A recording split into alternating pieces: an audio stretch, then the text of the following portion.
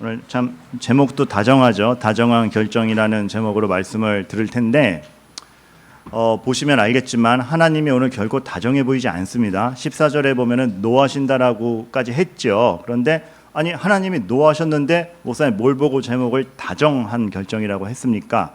요 비밀을 오늘 좀 풀어가도록 하겠습니다. 제가 이러한 부분 하나님의 마음 그리고 하나님이 우리에게 주신 약속, 이 약속은 굉장히 중요해요. 하나님의 언약이라는 건 중요해요.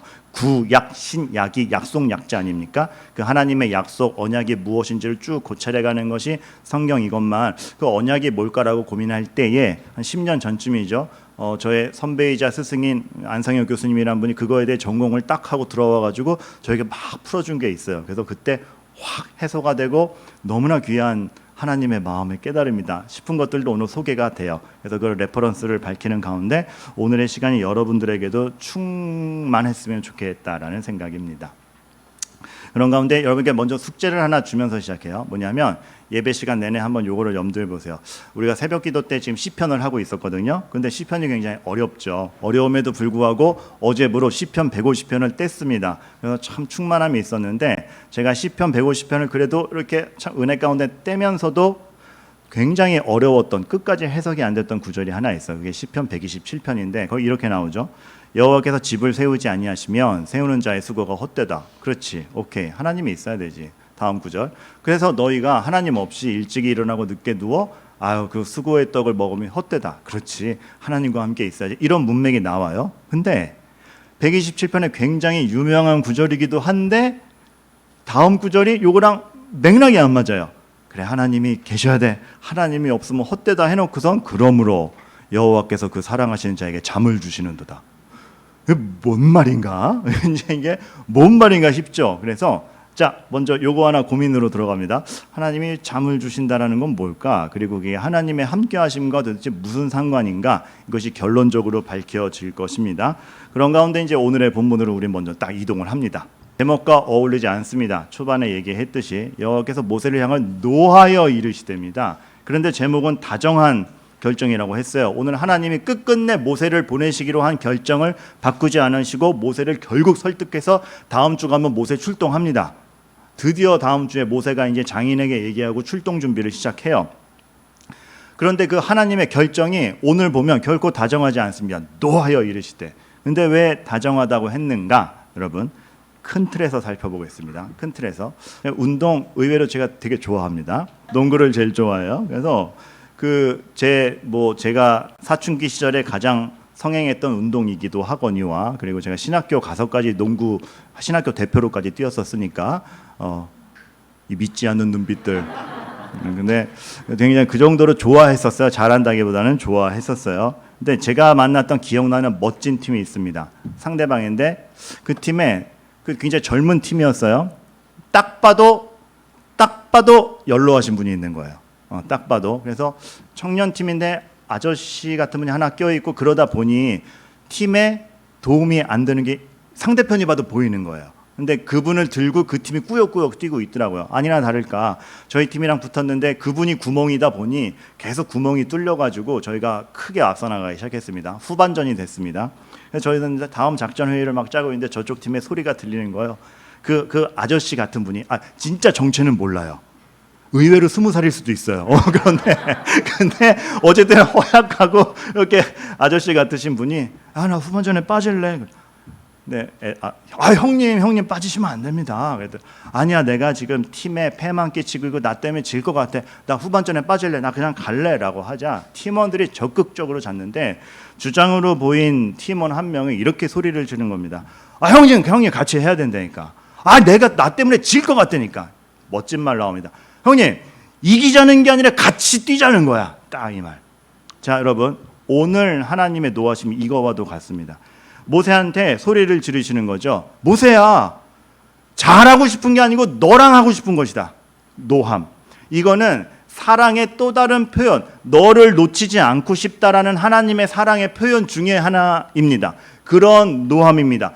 내가 누구인지를 계속 설명하면서 모세를 설득해 가시고 뭘 걱정하면 준비되었다 하시면서 끝끝내 설득하시는. 근데 그런데도 전 못 갑니다라고 거절을 하니 노하시는. 근데 그 노는 신경질이나 화가 아니라 너랑 하고 싶다라는 그 애절한 절규.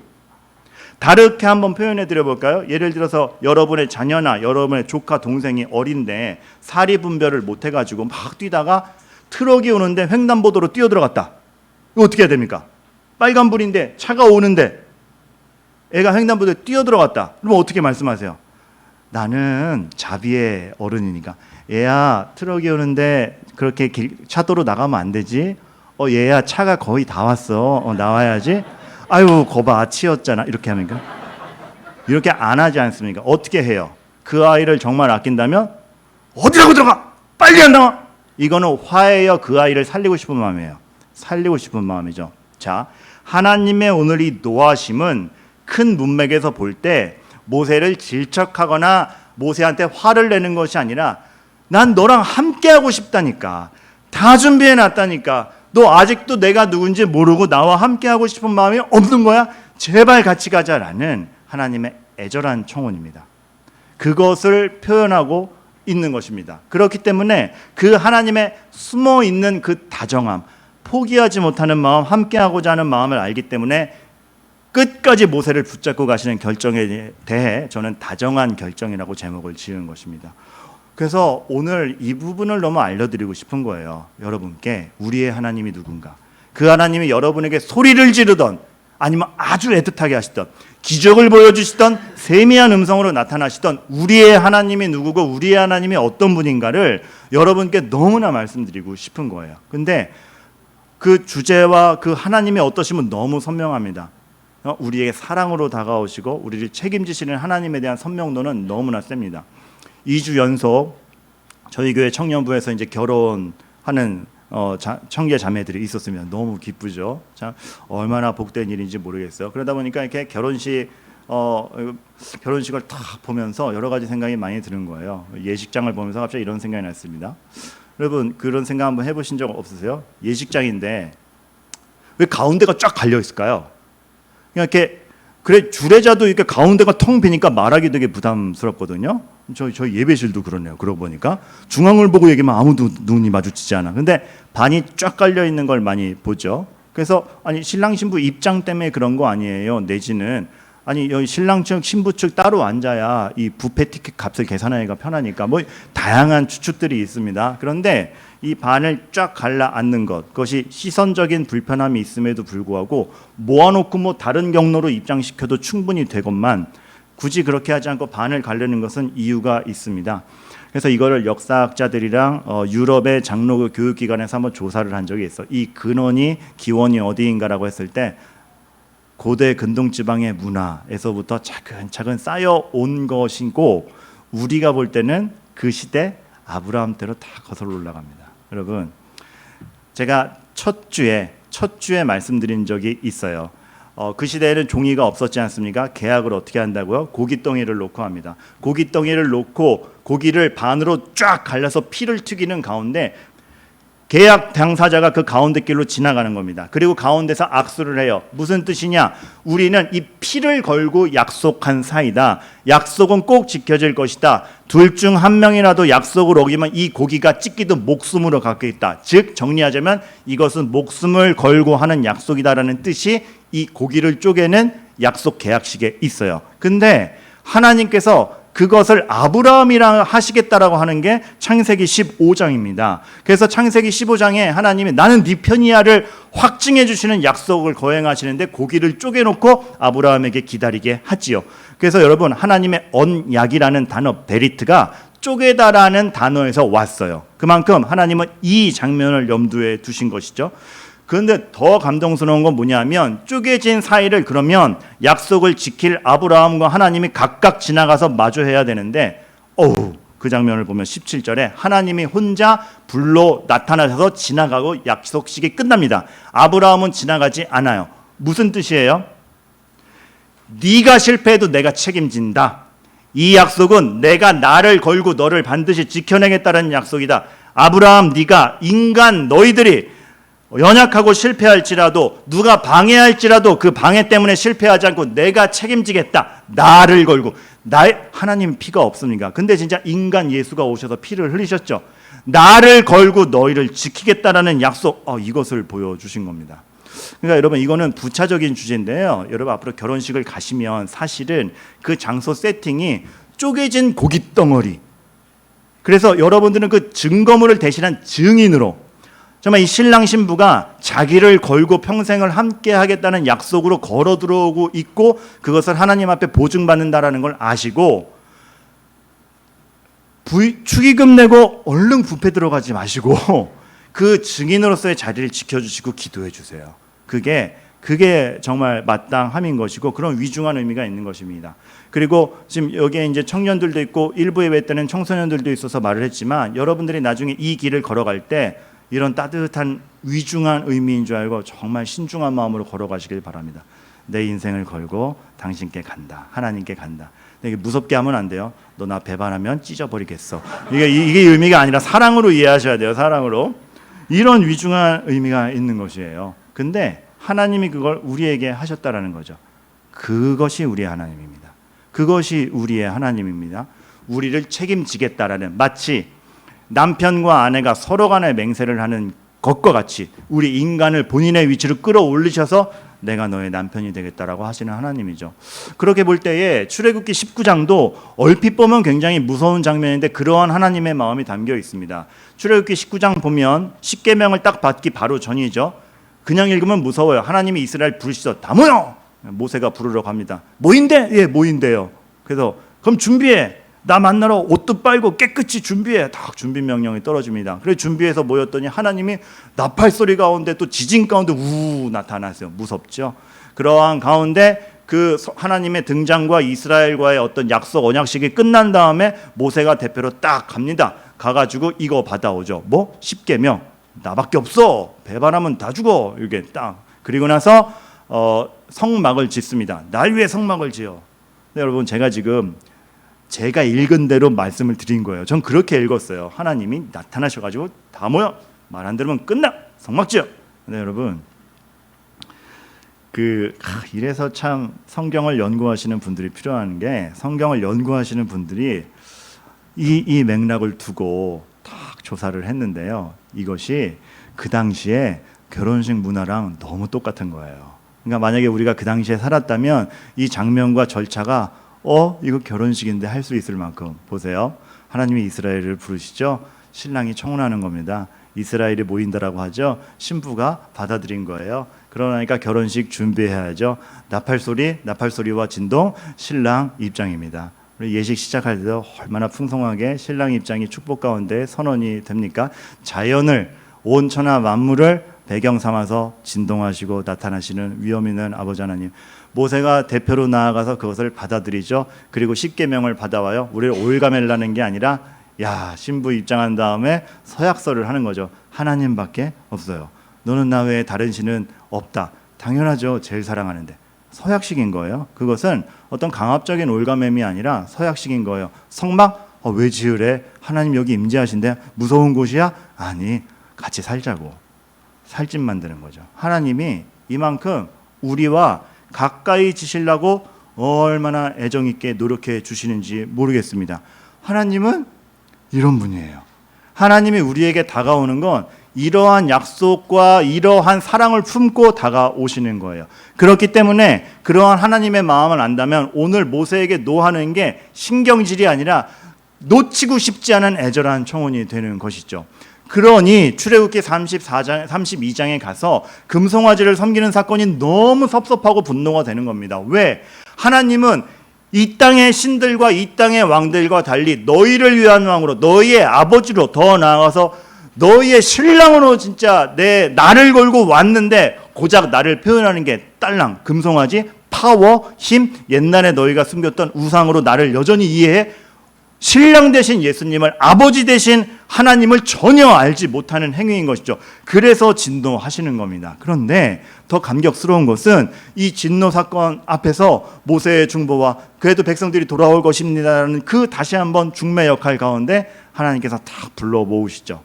불러 모을 때 이스라엘은 굉장히 무섭게 갔을 겁니다. 우리 다 맞아 죽는 거 아니야? 근데 하나님이 이미 그 분노는 돌이키신 가운데 진짜 진의를 말씀하시죠. 그러시면서 했던 게 뭐냐면 여기가 재밌어요. 출애굽기 33장 가면 그 금송아지를 빻아가지고 가루를 만들어 가지고, 여기서 이게 한국말로는 부수어 가루를 만들어라고 하지만 읽어보면 아주 미세하게 갈아버리라고, 작사를 내라라고 말이 나옵니다. 그거를 물에 다 뿌려가지고 마시게 하라, 이렇게 나오거든요. 전 그래서 그냥 어릴 때는 하나님이 우상 완전히 진멸하시고 그냥 없애버리고 옛날 잘못은 잊어버리라는 뜻으로 마시게 하는구나, 이렇게만 이해했어요. 근데 여러분, 참 성경도요, 하나님이 이 종합적이신 분이다 보니까 그 안에 숨어있는 의미도 여러 사람이 자기 특기대로 발견할 때 굉장히 예상치 못한 뜻을 발견할 때가 있어요. 이건 참고적으로 말씀드리는 거 하지만 굉장히 가한 거라 말씀드리는데, 목사님 중에 마틴 드만이라는 목사님이 계세요. 근데 이분이 목사님 하기 전에 화학자였어요. 화학자다 보니까 성경도 화학만 보는 거예요. 그러니까 무슨 금속으로 뭘 칠하나 뭘 바르나 뭐 이런 것만 보세요. 그러니까 다 그 목사님들도 사실 다 특기대로 합니다. 그 수학과 출신 목사님들은 그 족보 숫자대로 만나게 다 따지고 연도 맞추고 이게 덧셈 안 틀려나 다 보고 그런 식으로 그래서 연구가 되는 건데, 화학자 목사님이다 보니까 너무 궁금한 거예요. 야, 저거 금가루를 물에 뿌리면 무슨 작용이 일어나나 해가지고 진짜 이분이 조교를 시켜가지고 금덩이 하나를 구해온 다음에 순금 하나를 구해온 다음에 이게 미세하게 빻았어요. 그래서 아주 정밀하게 빻았어요. 정밀하게 빻은 다음에 이거 물에다가 확 뿌렸어요. 여러분, 어떻게 될게요? 아니 뭐 물에다가 금 뿌리면 금색이겠지, 금물이겠지. 이분이 이거 너무 놀라가지고 책까지 썼어요. 야, 이거 피의 화학이라고 해가지고. 그리고 왜 피의 화학인 줄 아세요? 너무 놀라운 게 그 미세한 가루를 물에 뿌렸더니 붉은색이 되는 거예요. 붉은색이 되는 거예요. 깜짝 놀랐죠. 그러면 이 이스라엘 백성들이 하나님 앞에서 본인들의 죄를 회개하며 하나님이 시킨 대로 했을 때 받아들인 물, 붉은 물, 피의 상징, 그거를 마신 거구나. 하나님은 말씀하시는 거죠. 무엇을? 너희들 잘못했지? 그래서 다시 한번 내가 나의 피를 걸고 한 약속과 너희를 책임지겠다라는 약속을 기억해다오. 너희를 이 피를, 이 나를 걸고 너희를 놓치지 않겠으니 너희도 제발 돌이켜 나에게 돌아와 다오. 나를 떠나지 말라. 나를 떠나는 인생에는 어떠한 것도 소망이 있지 아니하다. 그거를 상징적으로 보여주신 거죠. 어쩌면 우리가 지금 성찬식에서 포도주를 마시며 누리던 그 은혜를 이들이 미리 맛봤을지도 모르겠어요. 그만큼이나 강렬하고 선명한 붉은 물. 혹시 우리 집은 좀 여유가 있다 하시는 분들은 금을 사다가 한번, 여유 권고 사항이지 전 못하겠습니다. 그런 위중함이 있는 것이었습니다. 하나님이 우리를 붙들려고 하는 몸부림, 너희를 포기하지 않겠다라는 그 서약, 몸부림, 나를 걸고 너희를 지켜내겠다라는 하나님의 그 애정, 각오. 하나님 늘 그렇게 자기를 표현해 오셨어요. 그러한 분이 하나님이기 때문에, 그러한 분이 하나님이기 때문에 그 하나님을 떠나면 도대체 우리 인생이 뭐가 의미가 있겠는가? 우리만의 힘으로. 시편 127편이 거기서 등장을 하게 되는 것이죠. 여호와께서 집을 세우지 아니하시면 세우는 자의 수고가 헛되다. 그러한 자기를 걸고 우리를 만나주시고 우리를 잡아주시고 포기하지 아니하시는 창조자인 그분이 우리를 그렇게 붙들어 주시는데, 그러한 그분의 붙듦이 없이 우리끼리 집을 세우는 것이 도대체 뭐가 장담이 되고 뭐가 의미가 있겠느냐? 진지한 시편 기자의 고백인 겁니다. 여호와께서 집을 세우지 아니하시면 세우는 자의 수고가 헛되다. 그렇기 때문에 하나님을 제외하고선 우리끼리 움직여 우리가 일찍 일어나고 늦게 누우는 거, 하나님 없이 그게 무슨 의미가 있어? 수고의 떡을 먹음이 헛되다. 그러므로 이게 나오는 거죠. 그러므로 여호와께서 그의 사랑하시는 자에게 잠을 주시는도다. 우선 여전히 모르겠는데요. 자, 여러분 이렇게 생각해 보세요. 여러분이 잠을 자는 동안 여러분들을 위해 도대체 무엇을 합니까? 여러분이 잠을 자는 동안 여러분을 지켜요? 여러분이 잠을 자는 동안 여러분의 호흡을 여러분들이 움직여요? 숨을 쉬었는지도 안 쉬었는지도 모른 채 우리는 잠을 잡니다. 그런데 잠을 자고 눈을 떴는데 살아있는 겁니다. 내가 뭐 힘을 줬는지 안 줬는지, 내가 뭘 했는지 모르지만 나를 전혀 지키지 않는 그 몇 시간 동안에, 잠의 시간 동안에 하나님께서는 우리가 다음날 살아갈 해를 움직이시고 공기를 보존하시며 우리의 숨의 호흡을 끊기지 않게 하시사 눈을 다시 뜨게 하십니다. 그의 사랑하는 자가 무방비 상태로 잠을 들어도 자게 하시며 일어났을 때 새로운 하루를 보장해 주시는 그분이 우리의 하나님이다라는 확신. 하나님이 없으면 모든 것이 헛되지만 하나님이 계시다면, 우리의 삶이 하나님 안에 있다면, 내가 하나님과 함께 있다면 우리는 잠을 잘 수 있다. 무방비 상태로. 왜? 하나님이 지켜주시니까. 그래서 다윗이 그렇게 시편에서 그런 말들을 하는 겁니다. 아침에 주의 인자하심이, 아니 왜 저녁에 인자하심이 없어? 다윗도 느끼는 거죠. 나 아무것도 안 하고 밤에 잠만 잤는데 내가 눈을 떠? 도대체 하나님은 내가 아무것도 안 하는 그 시간 동안에 얼마나 열심히 움직이셨길래 나는 여전히 살아있을 수 있는 것인가? 눈을 뜨며 새벽에 아침에 주의 인자하심이 내 영혼을 돌보는 듯다 찬양하는 것이죠. 우리는 사실 그러한 아버지 하나님의 애절함, 우리를 지켜내심에 대한 감각이 너무 없어요. 너무 감사 없이 깨고 하나님 없이 마치 살아갈 것처럼 얘기를 하는 것이죠. 그래서 이러한 것을 알게 되면은 출애굽기의 시작이 다시 보입니다. 우리가 출애굽기 맨 처음에 시작한 게 뭐였습니까? 갈대 상자 속에 누인 모세. 아무것도 자기를 위해서 하지 못하죠. 그냥 깐나라입니다. 우는 거 말고 하는 게 없습니다. 그냥 가만히 누워있는 거 말고 모세가 자기를 위해 하는 건 없습니다. 그런데 하나님이 왕을 움직이시고 공주를 움직이시고 모세의 부모를 움직이시고 나일강에 떠내려 갈 때에, 요단강 편집, 나일강에 떠내려 갈 때 나일강의 물살을 움직이시고 그것을 발견케 하시며 죽을 뻔한 아이가 바로의 궁에 들어가게 하시는 그 신묘막측함이 도대체 어떤 모세의 노력과 모세의 정밀함에서 나왔습니까? 아니요, 모세는 누워 있었습니다. 울었습니다. 아무것도 하지 않았습니다. 마치 우리가 잠을 자는 것처럼. 우리 인생은 사실 갈대아 상자에 담긴 모세와 같습니다. 뭘 우리가 조정하고 뭘 우리가 장담합니까? 사실 우리가 넘쳐나는 물살에 주어지는 환경을 맞닥뜨릴 뿐이지 내가 하나 컨트롤한 게 뭐 있습니까? 갈대 상자 안에서 우는 것뿐이죠. 그런데 그렇게 무기력할 것만 같은 내가 하나님을 알 때 하나님이 나를 지켜주심을 아는 겁니다. 그게 믿음입니다. 너무나 감동스러운 것은 이 갈대 상자라는 단어가, 모세가 창세기, 출애굽기, 레위기, 민수기, 신명기를 쓰지 않았습니까?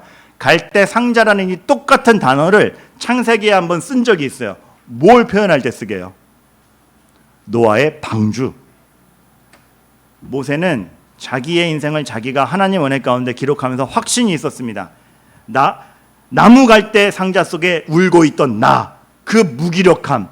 근데 그러한 내가 살아날 수 있음, 장성할 수 있음, 이렇게 하나님의 말씀을 기록할 수 있음, 난 그냥 떠내려간 것이 아니라 하나님의 방주 가운데 보호되었기 때문이다.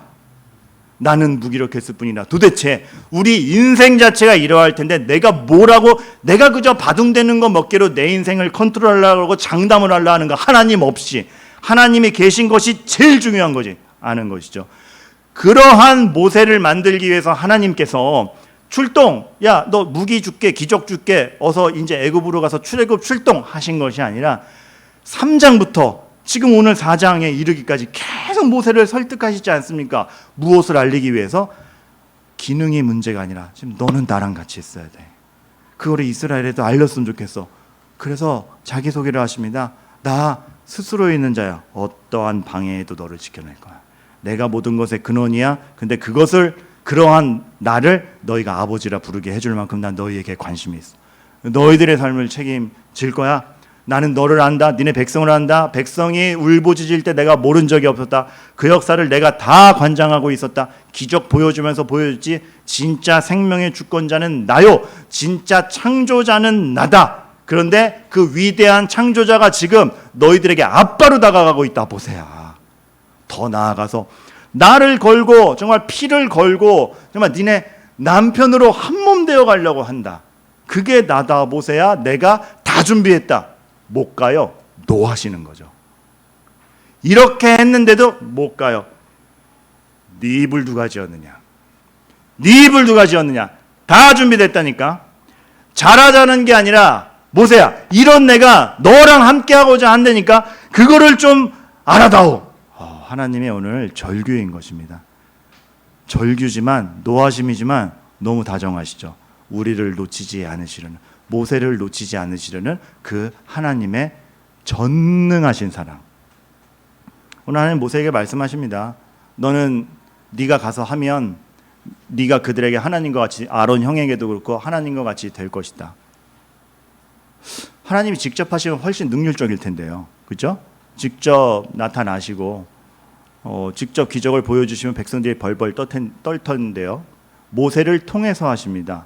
왜요? 제가 이제 그 옛날에 마트 같은 데 가면, 큰 마트 가면 레고 파는 데에서 이렇게 레고 만들어 볼 수 있게 준비해 놓은 코너가 있습니다. 그래서 이제 사줄 돈은 없고 놀리고 싶을 때 글로 가면 너무 좋죠. 그래서 이렇게 딱 제 딸이 한 5살 때쯤인가요? 데리고 갔어요. 데리고 가서 막 만드는데 그날은 마침 이렇게 설계도가 하나 있는 거예요. 그래서 애들이 그거 보고 만들 수 있게. 근데 여러분 5살짜리가 그 레고 잘 맞출까요? 못 맞출까요? 못 맞추죠. 쉬운 건데도 그래도 막 너무 헤매는 거예요. 못 맞추는 거예요. 그래서 저 혼자 했으면 5분 만에 만들 거였어요. 근데 딸이랑 같이 하니까 못 맞추죠. 딴 거 들고 오죠. 모양 안 맞는 거 맞다가 우기죠. 내가 잘해놨는데 왜 아빠가 하냐고 땡깡 부리죠. 아빠가 틀렸다 그러죠. 어린아이가 확신을 가지면 무서워요. 분명히 정사각형인데 직사각형 들고 와서 이게 맞대요. 안 굽혀요. 그래서 붙여주는 척하면서 바꿔치기 해야 돼요. 뭐 그러면서 하려니까 5분 만에 만들 거 30분 만에 만들었습니다. 싸워가면서. 근데 여러분 30분 딱 지나고 누가 뿌듯했겠습니까? 제가 5분 만에 딱딱 만들어서 잘했지? 그러면 딸은 잘했네 했을 것입니다. 근데 30분 뒤에 누가 뿌듯합니까? 자기가 뿌듯합니다. 그리고 딸이 컸습니다. 설계도 알아볼 줄 알고 붙일 줄 압니다. 딸이 성장했습니다. 또 누가 뿌듯합니까? 아빠로서 제가 뿌듯합니다. 딸이랑 시간이 30분이었고 딸이 성장하는 걸 봤기 때문에 그렇습니다. 왜 모세에게 시켜요? 자녀라서 그렇습니다. 모세와 함께 하고 싶고 모세의 성장을 보고 싶고 완성품을 주는 게 아니라 같이 경험하고 싶고 공감하고 싶고 시간을 보내고 싶고 너 정말 너의 아빠 혹은 남편으로 다가가는 나의 뜻에 공감하니? 이해하니? 그게 진짜인 줄 믿고 따라 그 감격했을 때 얼마나 기쁜지 알아? 내가 정말 너의 편이 돼 줄 건데 모세에게 시키시는 겁니다. 그리고 이스라엘과 불편하게 대화하시는 겁니다. 근데 그 과정을 하나님께서는 참으면서 하시는 겁니다. 모세에게 말씀하시죠. 너 이 지팡이 손에 잡고 이것으로 이적을 행할지니라. 모세는 지팡이 잡으면서 그랬을 거예요. 내가 지팡이 같다. 40년 동안 이 광야에서 그 젊음 다 날려버린다. 내가 이 지팡이 같다. 그런데 하나님께서 말씀하시는 거죠. 그 지팡이가 나로 말미암아 네 손에 들렸을 때 홍해 바다를 가릴 것이다. 모세야, 너 결코 초라하지 않다. 네 인생은 네가 나와 함께 있느냐에 달린 것이고 나와 함께 있느냐에 달린 것인데 그거를 보장하는 나는 지금 너한테 이렇게 청혼하고 있다. 제발 같이 가자고. 비단 모세에게 뿐이겠습니까? 왜 이것을 말씀으로 남겼겠습니까? 모세는 영감을 받아 기록하면서 그 믿음의 동료들과 후대들에게 마치 이런 마음으로 썼을 것입니다. 당신들에게도 이럴 것입니다.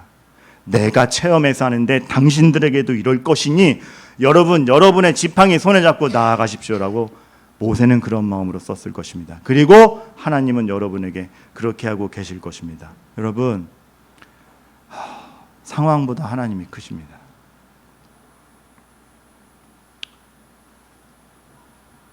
예배가 끝나고 월요일을 맞닥뜨리려는 생각을 하면서부터 그 마음속에 부는 찬바람과 괴리감 얼마나 큽니까? 예배 땐 분명히 눈물 흘리며 울며 불며 고백했는데 내 삶에서 왜 그 울며 불며가 없이 그렇게 괴리감이 많습니까? 그런 상황을 만들어내는 현실, 부닥치기 싫은 현실, 스트레스. 근데 여러분, 그 상황보다 하나님이 더 큽니다. 그래서 하나님이 상황을 바꿔주시기 전에 그렇게 자기소개를 하십니다. 내가 네 편이라니까. 근데 내가 전능자라니까. 어제 청년부랑 이런 얘기를 했습니다. 참 요즘에 청년들 얼마나 애쓰고 있습니까? 이 상황의 어려움 속에서 본인들의 청년 시절을 참 구축해 가야 한다는 것이 쉽지만은 않습니다. 참 낭만의 청년이라는 것을 못 보는 게 요즘들의 청년인 것 같습니다. 근데 한 친구가 이런 얘기를 해요. 정말 늘 기도 제목이 있고 그 고민 때문에 내가 흔들리는데 하나님 앞에 나왔을 때 하나님께 기도를 했을 때 그 문제가 기도하면 작아진다고. 근데 제가 그 얘기를 했죠. 그 문제가 작아진 건 아닐 거다. 그 문제는 여전히 크고 여전히 네 삶에 있는데 네가 커져서 작아 보이는 걸 거다. 하나님은 그렇게 너를 붙들고 너를 커지게 하고 있고 하나님은 더 크게 너를 붙잡고 있기 때문에 그 하나님을 인식했을 때, 기도했을 때 그 문제가 분명히 크고 여전히 치고 있는 폭풍인데 작아 보이는 걸 것이다. 그리고 하나님은 분명히 그 문제를 해결할 것이다. 그렇기 때문에 우리가 그 하나님을 누군지 알고 아버지라 부르며 함께 가는 것 너무나 귀한 것입니다. 여러분, 너무나 하나님을 안 알아보지 않았습니까? 하나님에 대해서 너무 안 궁금해하지 않았습니까? 상황에 반응하는데 하나님께 전혀 반응 안 하지 않았습니까? 여러분에게 하나님은 누구시고 무엇입니까? 여러분이 내일부터 맞닥뜨리는 현실에서 도대체 하나님은 어떤 역할을 하시는 분입니까?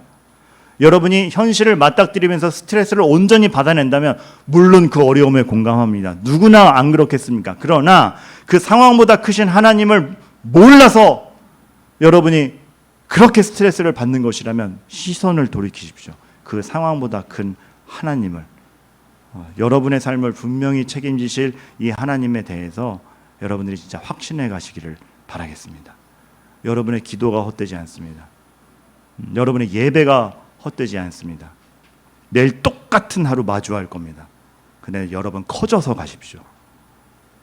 그 상황이 여러분들을 뒤흔들지 못하게.